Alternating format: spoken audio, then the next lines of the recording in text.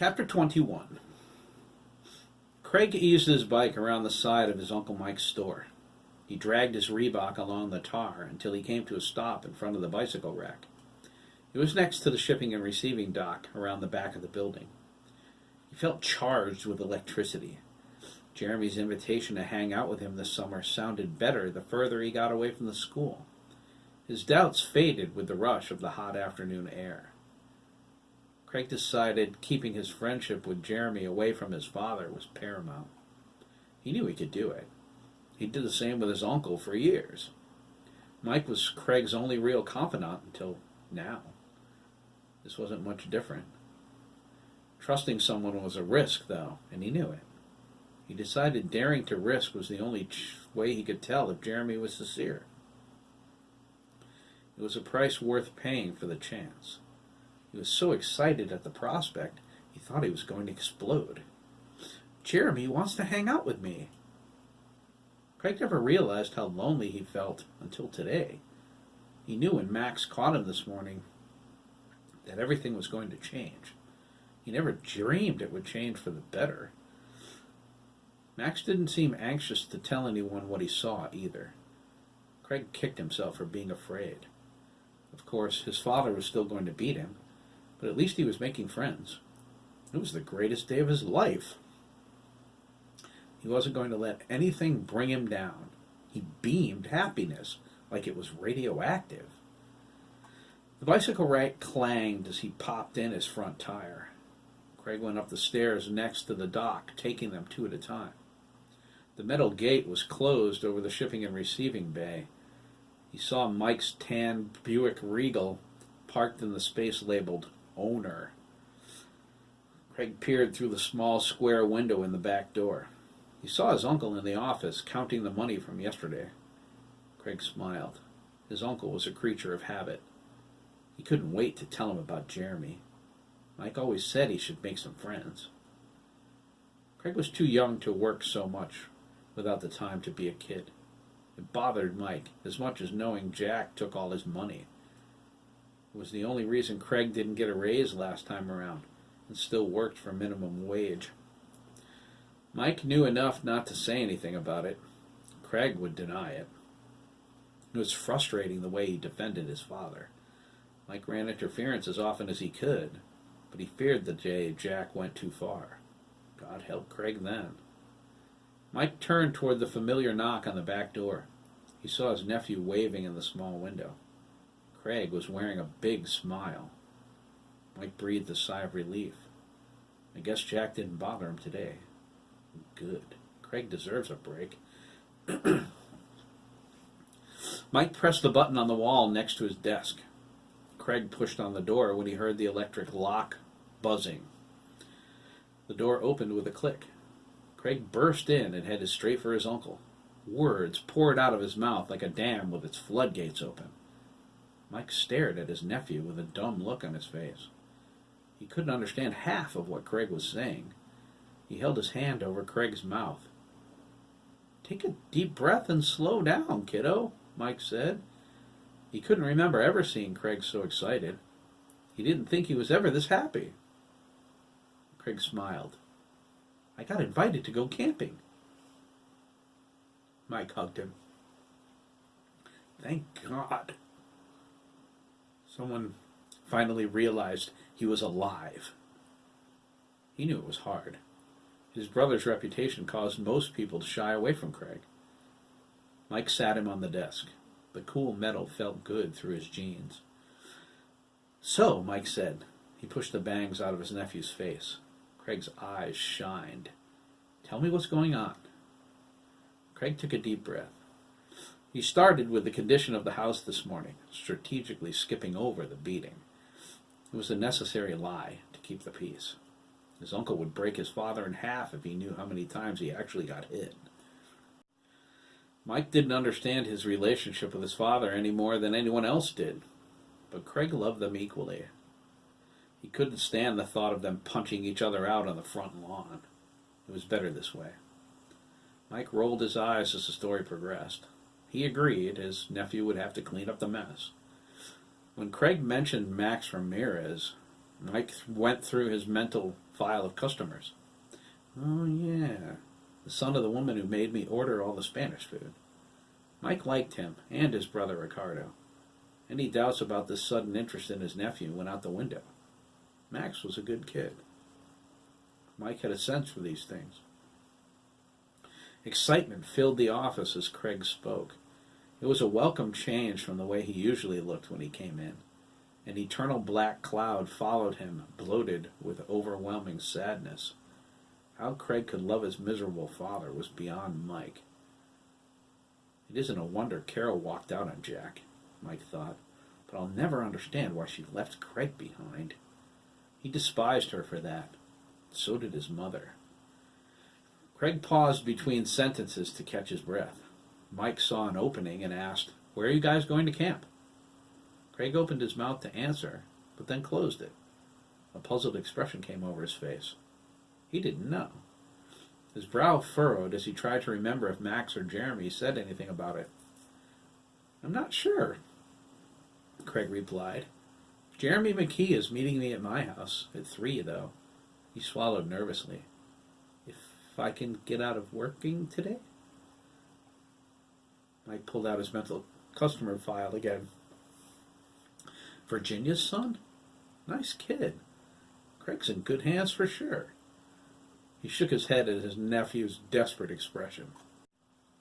"You can leave in time to meet Jeremy," Mike said. "What about my dad?" Craig asked. "I'll take care of that too," Mike promised. "If he calls, I'll tell him I let you go. He can yell at me for a change."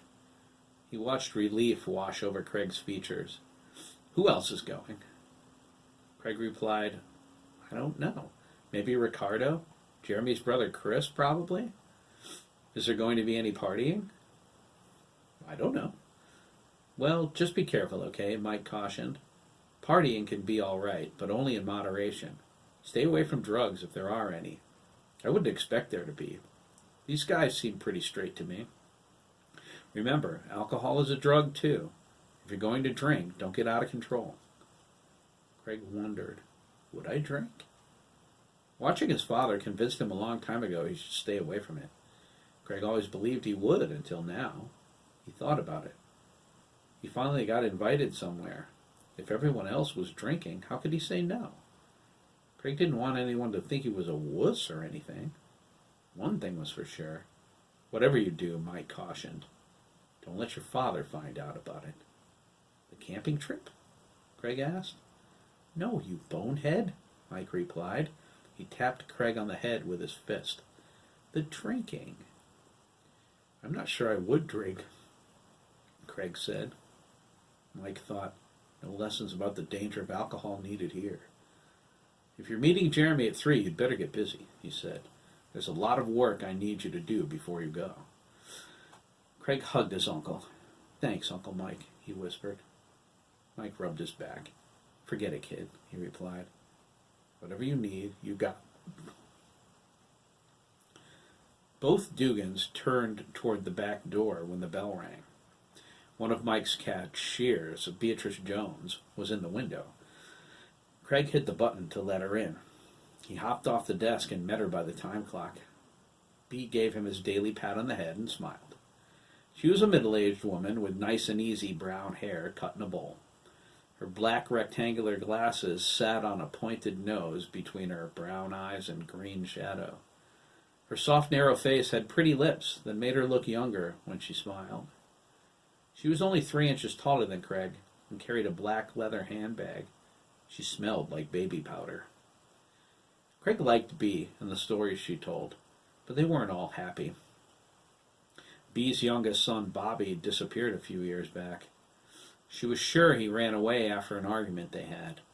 It was a tough time for her. Craig remembered how sad she looked when she told him about it. Her other 2 children, Hannah and Alan, were away at college in California.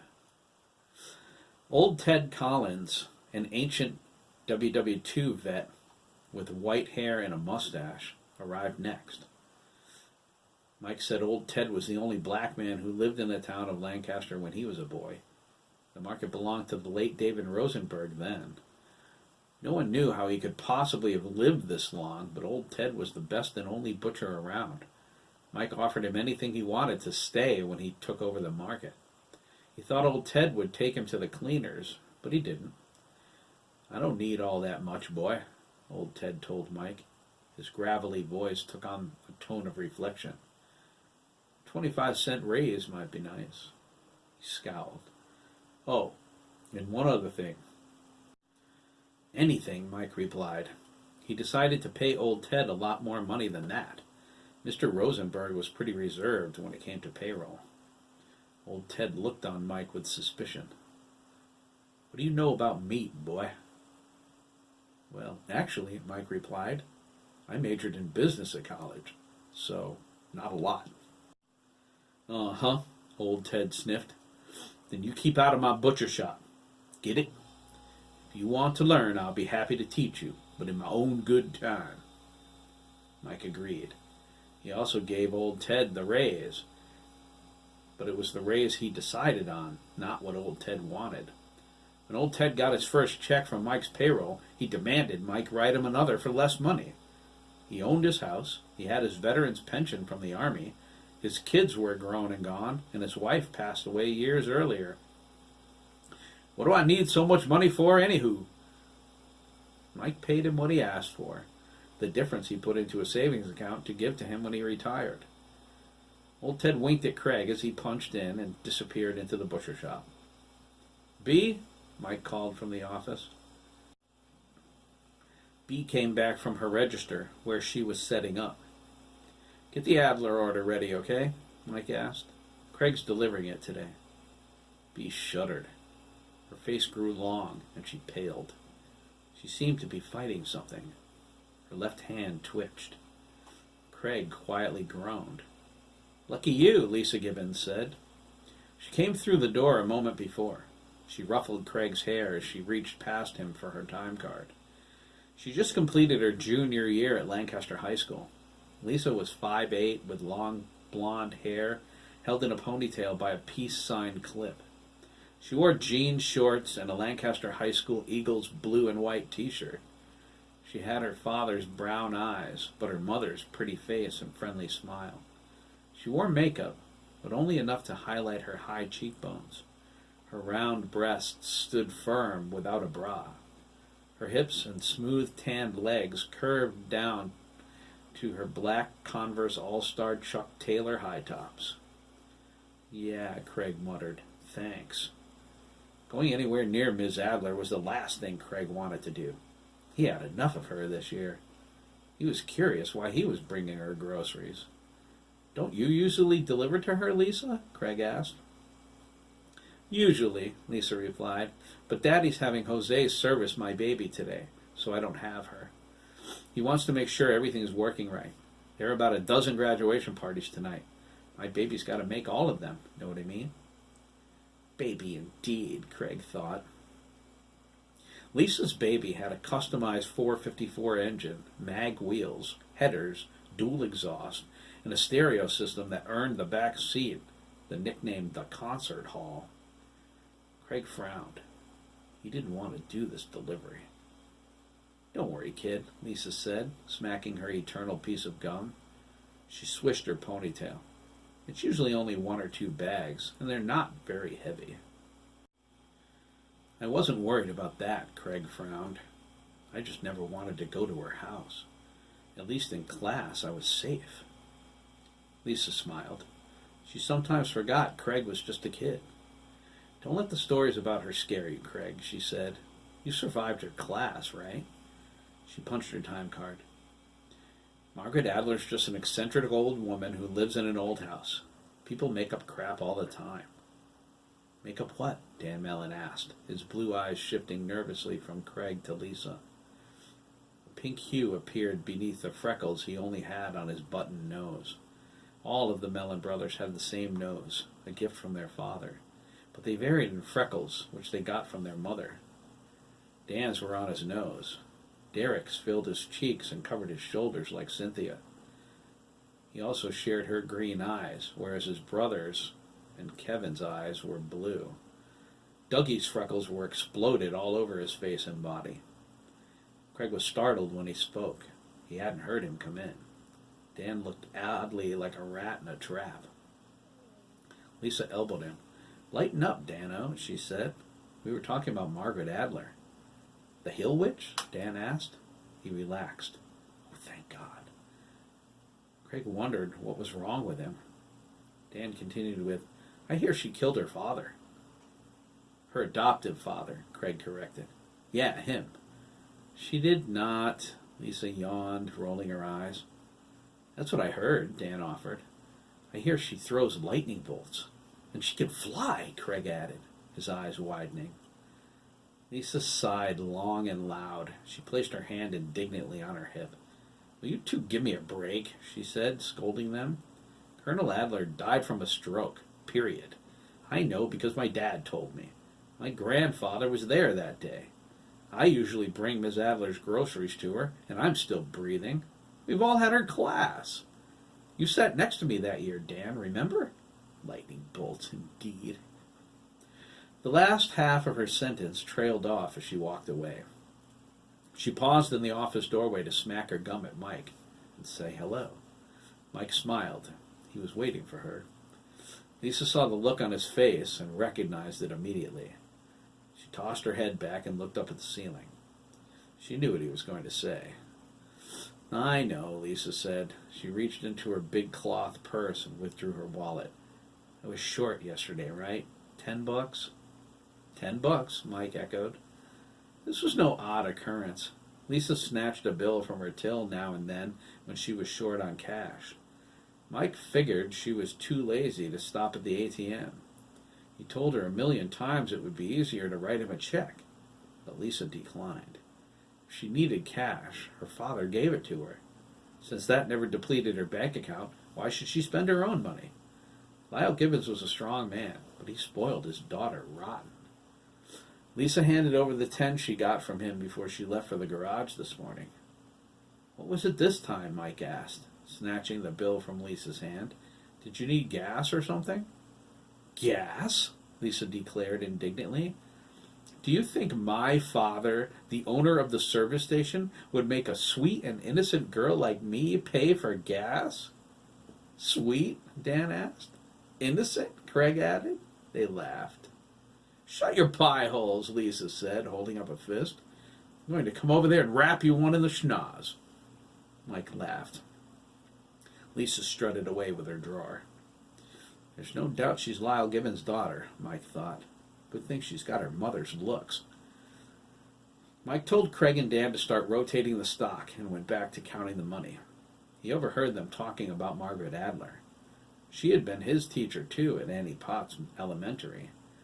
Miss Adler taught for so long she was a local institution, like the rumors about her. They were around forever, too. Mike didn't blame the boys for being afraid of her. They were right. Well, maybe she isn't a witch, per se, Mike thought, but she's one scary woman. The only time she came into his store, opening day, entered his mind. Mike scratched his head. Yeah, that was something. He shivered at the memory. He was checking the aisles, getting ready to open for the first time. Miss Adler almost gave him a heart attack when she appeared in front of him. He stood there with his mouth open. He looked into her deep brown eyes, and they drew him in. Mike felt naked.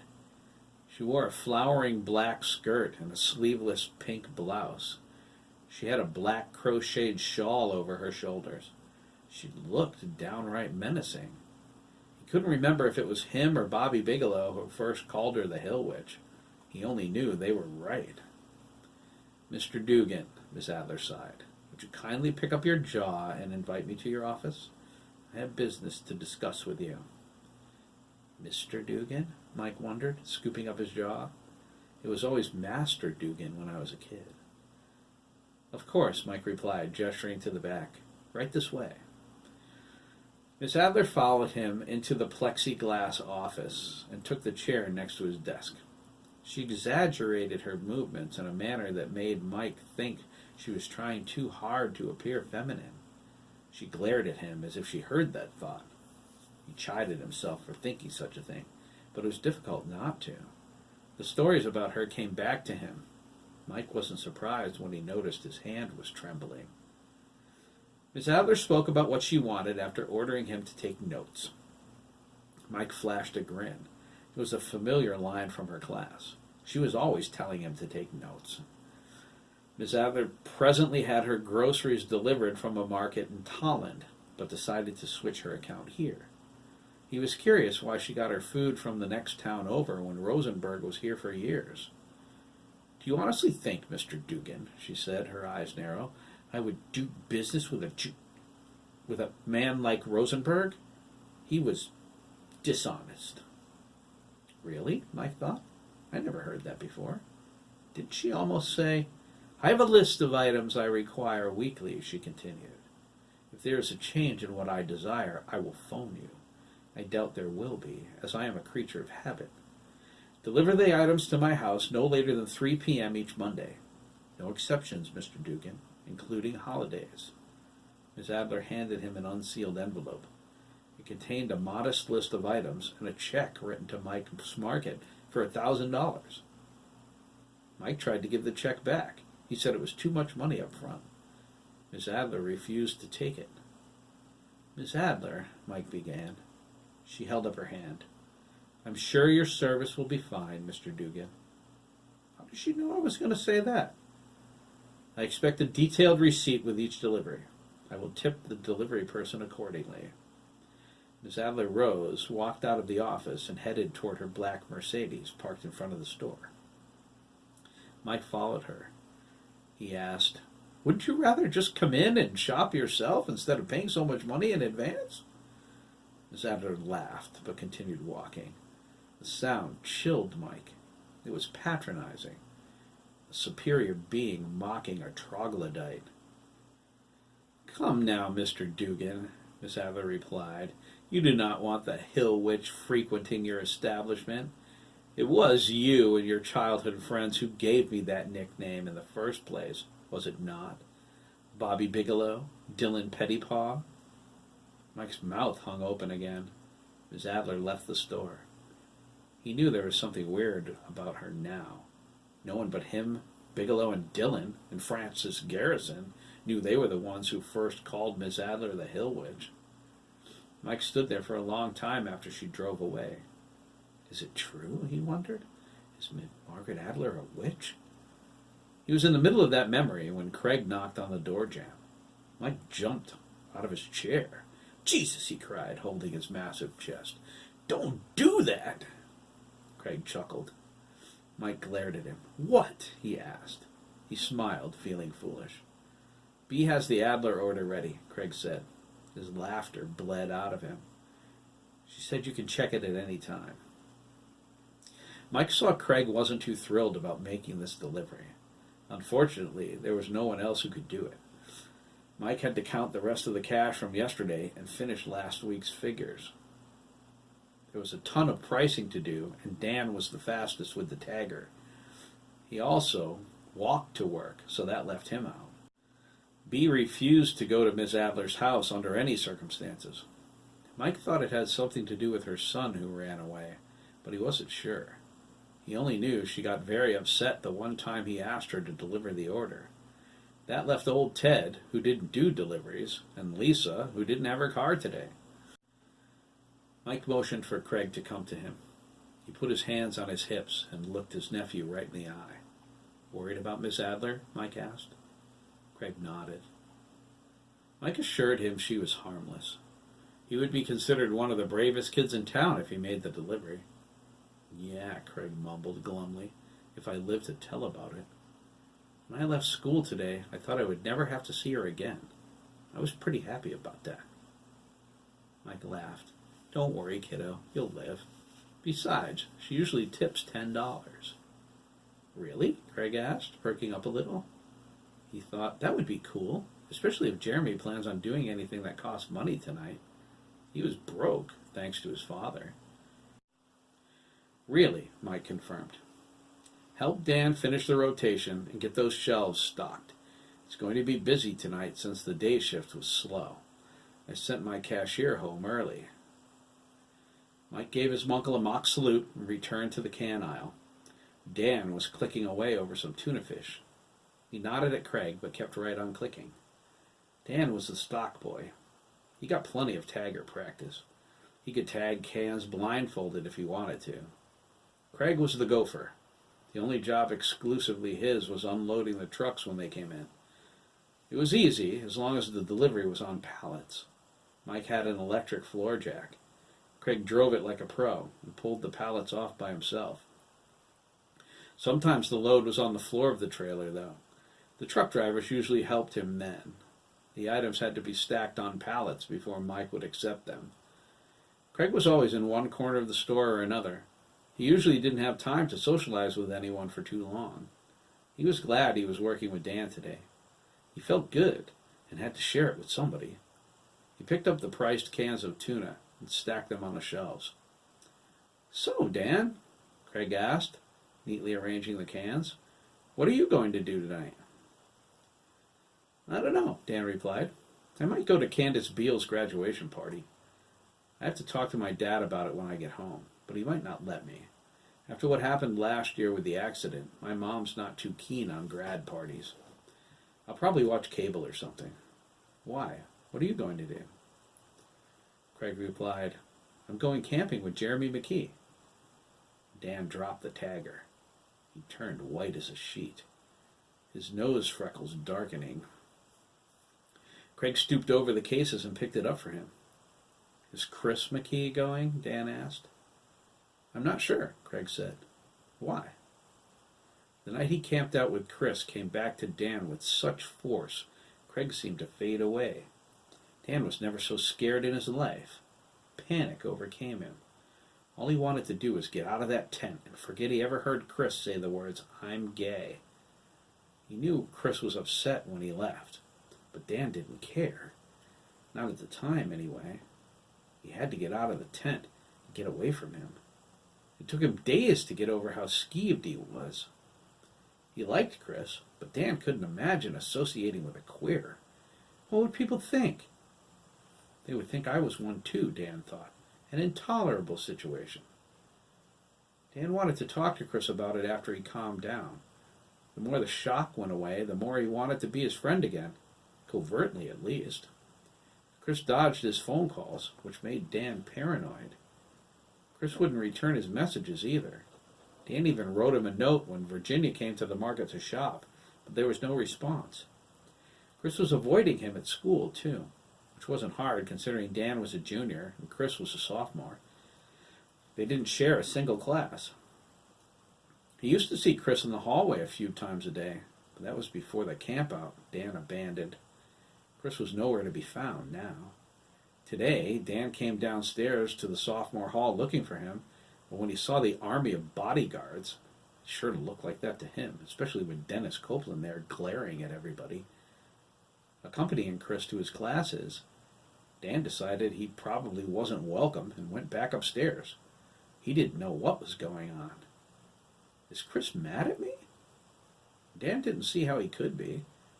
Chris had to know letting himself be gay would cause problems, especially since Dan was absolutely straight. How did he think Dan felt to find out the person he went camping with was a fruitcake? He didn't honestly expect him to stay in the same tent once he knew the truth, did he?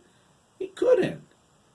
If Dan found out somebody was sleeping in the same tent with a known queer, he would know right away the guy was queer too. Didn't Chris understand the risk? Dan thought he had to, unless he didn't care. Then the most incredibly scary thought came to him. What if Chris is telling everyone in town he's gay? Dan's paranoia exploded into panic again. He did not want the whole world to know about Chris. No way.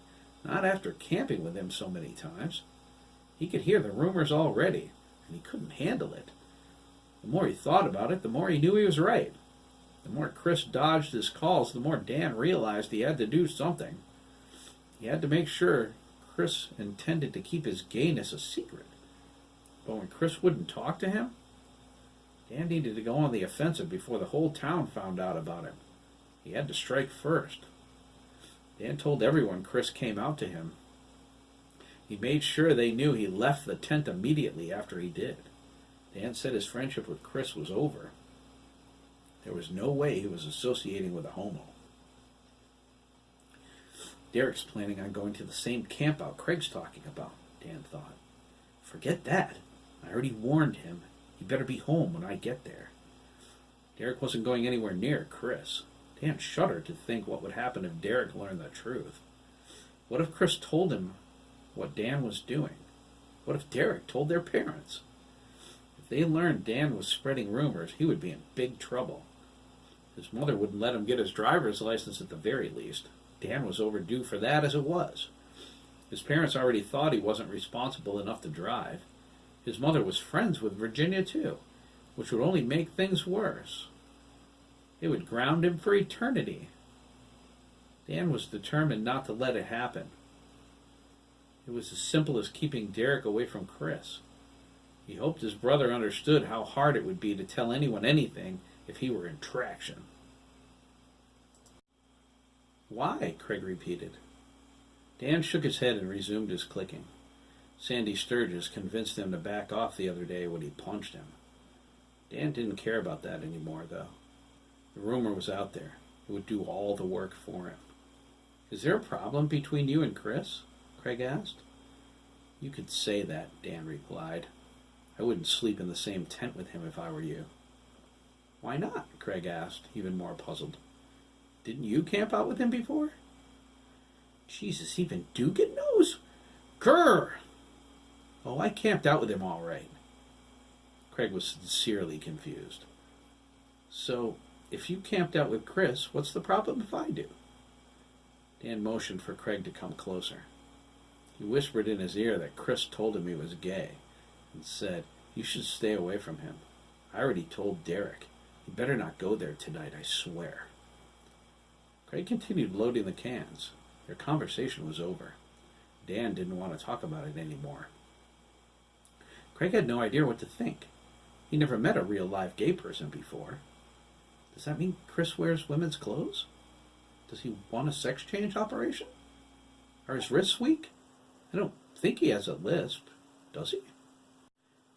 Craig continued piling the cans on the shelf, his mind full of fascinated wonder.